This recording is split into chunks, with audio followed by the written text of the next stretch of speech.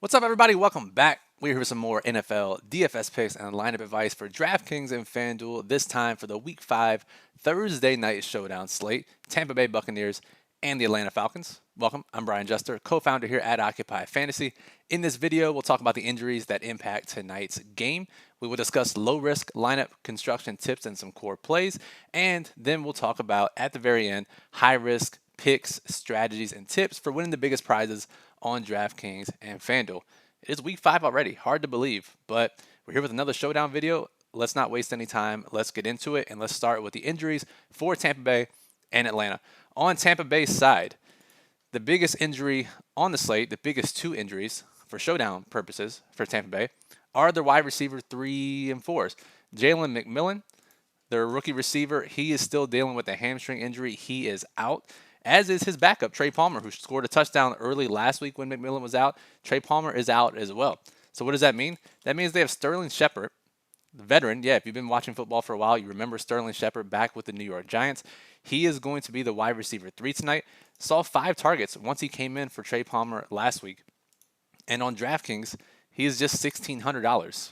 Pretty poor pricing on DraftKings' part. On FanDuel, Sterling Shepard is $7,000. Probably more appropriately priced, especially on FanDuel scoring system with the 5 players and the half-point PPR scoring. But Sterling Shepard should be pretty popular at his price tag. And behind him, sneakier play for the larger contest on both sites. Cameron Johnson, the rookie, he is the min priced on DraftKings. He's the wide receiver 4, saw 13 routes last week. Cameron Johnson on FanDuel, 6K.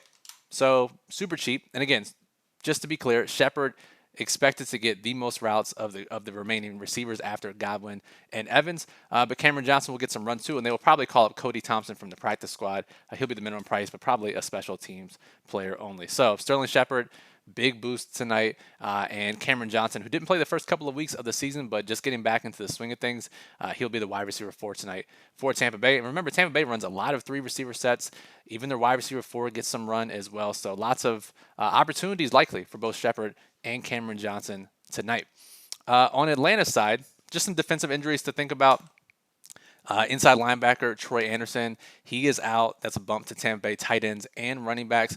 Remember, this is the second linebacker they've lost so far this year on the inside, so not great for Atlanta's defense. On positive news, though, they do return their offensive tackle Caleb McGarry, who missed last week's game, so a nice little bump for Atlanta's offensive line. Not too big of an impact on our showdown projections for tonight. Now, let's think about low-risk contests, some core plays for 50-50s, double-ups, head-to-heads, just fields, contests where you have to beat half the field to double your money. And as we always say in these videos, we try to lock up all the scoring. We try to play both quarterbacks, both running backs. That way, if a touchdown is scored in the game, we have all of the scoring likely accounted for in our lineup for these low-risk contests.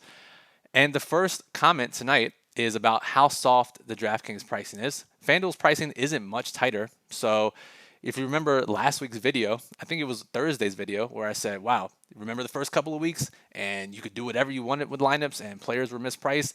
And then Thursday, it's like, wow, they tightened it back up. Maybe it'll be this way for the rest of the season. No, they're back to the extremely loose pricing. You just look at the top, first of all, right? You see Evans 10-2, the highest price player. That's pretty low for the highest price player on the slate. Bijan under $10,000. Baker Mayfield, who's been balling out, he's under 10K. The other quarterback, Kirk Cousins, under 9K. Wide receiver 1, under 9K for Drake London. Both running backs for Tampa Bay, under 7K. So extremely loose pricing at the top. And that's not even getting to, we already talked about Sterling Shepard at $1,600. He'll open up a lot by playing him. And then inexplicably, Ray McCloud, who's averaging more than 5 targets per game as the wide receiver 3 for Atlanta, he's just $3,400. He's been $3,400 every single showdown slate. I don't know if he's broken the pricing or the hyphen in his name has ruined their database and they can't adjust his pricing. I don't know what the answer is. He's $3,400. He might approach 50% in some contests, and it wouldn't shock me in low risk and in small field GPPs for him to be like 80, 90% owned. It's pretty insane. So with that in mind, how do we build low risk contests tonight for DraftKings? If we try to get in, let's start with the guys we know, right? So it's Bijan, it's Baker Mayfield, it's Kirk Cousins. Now, on Tampa Bay's side, they've obviously been splitting work. About a 60-40 split in the last couple of weeks between Rachaad White and Bucky Irving. Rachaad White still mostly the pass catching back. Bucky Irving has been way more efficient on the ground, as I think some people expected heading into the season. So not a safe play. You don't have to get either one of these guys into your lineup. If they fit at the end, great. So 5,700 left. That means if we played the two cheap guys, Shepard and McLeod, we could play whoever we want, right? We could play Evans or Godwin, right? That's still probably leaving too much salary on the table. If you just played Shepard and you played Godwin, who projects a little better than Evans tonight, 5,500, you could play Younghoe Koo, a kicker. That is a fantastic option. If you played Ray, 3,400, which most people will do in some form in low-risk contest tonight, 6,800 per player. You could play Godwin and Bucks defense. That's not the best. You could play both Bucks running backs. That's an interesting approach as well. However, I think what most people will do, and I think the optimal approach is tonight, especially when he's getting as many targets as he is actually putting Ray McLeod at your captain in low-risk contests. And now look what you can do. Bijan, Mayfield, Cousins. If we play Godwin, great. Then we could play Rachaad White. We can play Bucky Irving, whatever your choice. I think this is what the field will do. This is probably the way to go in low-risk contests. Really, it's that group of guys. It's Bijan, Baker, Kirk Cousins. It's Ray McLeod and or Sterling Shepard. It's one of Godwin or Evans, maybe Drake London, and then maybe a Tampa running back. It's really that simple tonight. Now, there are a few options, and that's where you will have to make a decision for your low-risk contest. Now, it's much different on FanDuel, much more difficult. Baker, Bijan, Kirk Cousins. Let's say we play Rachaad White. 5,500. Technically, we could do this, right? We're not into punting the final spot on FanDuel low-risk contest, but we play Bucky Irving. He's $500 cheaper. What does this do? 6K? I mean, you could punt with Cameron Johnson. It's not the worst thing in the world. But what I think most people will do is they will play either these three and have 8K left per player, and you play like Ray and a defense, or Sterling Shepard and someone else. The other option is you could fade Bijan Robinson, which is pretty scary, obviously, but you get a really balanced lineup by doing this, by going both kickers who have been smashing in showdown slates, not just these two, but kickers in general. And then you could play Drake London or Rachaad White. This actually might be the option. Both quarterbacks fading the running backs, especially with Tyler Algier getting into the mix last week. Again, Bijan, one of the highest projected players on the slate, but it's always tricky on FanDuel for low-risk contests. You can't just be as straightforward and try to lock up all the scoring and play the best plays like you do on DraftKings. All right, now let's talk about high-risk contests, which is why most of you tune in. The biggest contest on FanDuel and DraftKings, but also small field GPPs, satellites, leagues, where you can really grow your bankroll. Let's get a water sip, and then we will talk about some strategies and tips and plays for those high-risk contests. All right, we are hydrated. We're good to go. Let's talk about some angles, some strategies. I'll go back to DraftKings here for high-risk contests. And given the mispricings, we're going to see, as I said, Ray McLeod be 50+% owned, 40+ at the very least in most contests. Shepard, we have in the largest contests around 20% ownership. That may increase in smaller contests. He'll hover around that mark. Either way, high owned for a punt play. You also have Cade Otton, who's had 17 targets the last 2 weeks. He actually ranks number one in our model this week for salary adjusted chances of being in the tournament winning lineups, salary adjusted, our OF index. Cade Otton, number one showdown play tonight at just 4K on DraftKings. He's going to be over 20% as well. He's also mispriced. So you can do whatever you want. So with that said, if you remember from the first couple of weeks of the season, when we have guys like this that are clearly mispriced and are extremely popular, like Otton, like McLeod, like Sterling Shepard, 4K or less, what does that mean? Anyone want to raise their hand, know the answer? Kickers and defenses will go low owned. So we're going to see Younghoe Koo averaging 10 points a game. Chase McLaughlin nearly averaging 10 points a game as well. And then we have the defenses going to go even lower in this game. Low owned kickers and defenses, easy way, especially in small field GPPs, to get different. A great way to pivot away from McLeod or Shepard or Cade Otton, or maybe play one of those, but getting in a kicker or defense, an easy leverage play tonight in all high-risk contests. And the defense is probably more large field only, but the defense is also in play, going to go 10% or less. This is what we look for. This is the biggest angle when we have loose pricing, is playing the mid-price special teams, kickers and defenses. Really good way to get different tonight.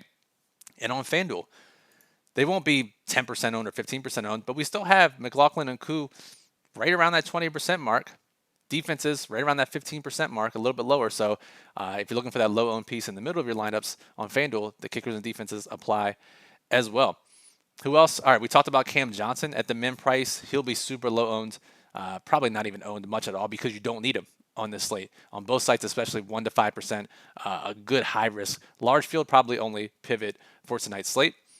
And then we have Tyler Algier, who no one's going to play at his price tag, $4,800. When you can drop down and play Otten, you can play McLeod for a much better median projection. Tyler Algier, we have under 20% projected ownership as well. And we saw last week, got some work.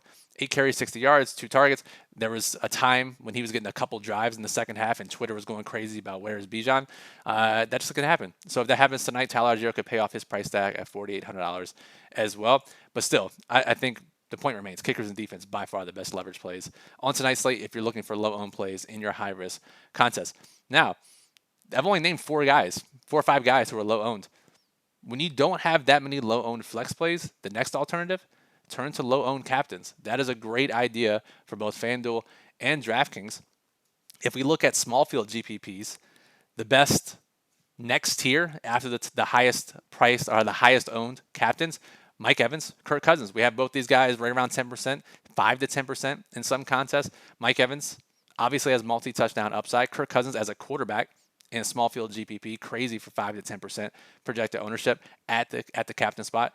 Love playing that. And if you're looking at large field, you could play the Tampa Bay running backs, Rashad White or Bucky Irving at captain. They're going to be 1% projected ownership, maybe 2%. Cade Otton, despite being underpriced at flex, no one's going to captain him. They're going to prefer to captain Ray McLeod. Cade Otton, 1% projected ownership at captain. Maybe we need to be locked up for saying this, but Kyle Pitts, we're going to go back there. Can't get enough punishment. He's 1 to 2% projected at captain as well. Lots of comments this week from Kirk Cousins about needing to get Kyle Pitts the ball more. And, there's some unsavory tape out there on Kyle Pitts so far in 2024. But as we know, anything can happen in one showdown game, and you have a guy as athletic as Pitts at 1% captain. Certainly worth a play in large field GPPs. Now on FanDuel, we have Baker Mayfield and Bijan Robinson, the 2 highest salary guys, combining for roughly 60% of the total MVP ownership. Nothing wrong with either of those guys. They rightfully so, 2 of the highest ceiling and floor guys on the slate at MVP. However, the biggest one that stands out is Mike Evans, as we mentioned on DraftKings as well. Mike Evans, 7% projected MVP. We know this guy has multi-touchdown upside. We've seen him score 3 touchdowns in a game. We've seen him have massive ceilings. At 7%, that is far too low for MVP. I mean, you saw in week 1, 2 touchdowns, 19 points last week against Philly. Can easily be the highest scorer on the slate. Probably more of a large field MVP than a small field MVP, but nonetheless, if you don't like getting different in your flex spots, Mike Evans is a great way to get different at your MVP spot. And finally, the final thought here is, if pricing is loose as it is on both sites, what does that mean? We can leave more salary on the table. So lower your min salary settings in our lineup builder or whatever optimizer you use. Feel free to leave $1,000 or more in small field GPPs to get different, 3, 4, 5,000 or more in large field GPPs to get different. It sounds crazy, but when you have guys who are clearly mispriced, you can make it happen. Lots of ways to get different tonight. Even though we only have a limited number of flex plays that are under 20%, that doesn't mean there aren't other ways to get different and find leverage points. Because if you start building tonight, you're going to look and see, there's only a couple ways I can build tonight because I got to play McLeod or I got to play Shepard. I got to fit in all the studs. Remember, it's a 1-game sample. Anything can happen, and there are a variety of ways to have differentiated, high upside, good showdown lineups. Now, for more in-depth thoughts, make sure you check out our daily plug, occupyfantasy.com. That will be up this afternoon. Our writer Bisma will go through with his rankings for different contest types, his overall slate notes, and some metrics and statistics that you should be thinking about while building lineups, and lineup construction tips for a specific contest. I went through some high-level ideas here. Bisma will go in on occupyfantasy.com and give you, you're playing small field GPPs on DraftKings. Here's the exact roadmap on how to do that for tonight's slate. So check that out, occupyfantasy.com, access for as little as $7 per week. Our Occupy model that I said Cade Otton is number 1 in the model tonight, that's up. Projected ownership is up, and our lineup builder that allows you to build up to 300 lineups, that is up and running for tonight's slate as well. If you want that extra edge, we know a lot of you just watch the free YouTube videos, and we appreciate you. If you want that extra edge, you want everything you can possibly know about this slate, check out occupyfantasy.com. All the links are in the description. One final thought, we're almost there at 10,000 subscribers. give us a thumbs up, subscribe to the channel, get notified when we go live, get entered into our 10K subscriber giveaway. Free way to support the channel. So any questions, comment on the video, or hop in our Discord. We'll be happy to answer them. I'm Brian for Occupied. Thank you for listening. Good luck in tonight's Falcons and Buccaneers Showdown slate.